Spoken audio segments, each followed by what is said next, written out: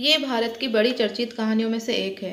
उन दिनों रत्नाकर नामक एक प्रसिद्ध डाकू हुआ करता था। उसके समेत कुल 4 व्यक्तियों का उसका परिवार था। एक दिन रत्नाकर से संत नारद टकराए। अब सदा की भांति उसने नारद को भी बीच मार्ग में रोक लिया और सारी कीमती वस्तु सामने रखने को कहा। हथियार से लेस रत्नाकर की आवाज़ उसके शक्ल जैसी प्रचंड थी, परंतु नारद के भयभीत होने का सवाल ही नहीं उठता था। यूं भी जिसे भय पकड़ ले वे संत कैसा।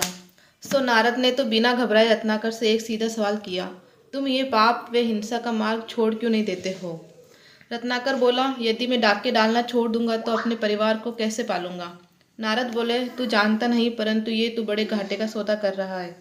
डाके डालने व हिंसा करने का पूरा पाप तेरे सर लग रहा है और तेरे तेरे परिवार के बाकी 3 सदस्य मुफ्त में मजा ले रहे हैं।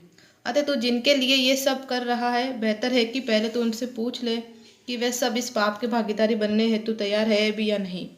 रत्नाकर बोला, क्यों नहीं होंगे, आखिर ये सब मैं कर और किसके लिए रहा हूँ।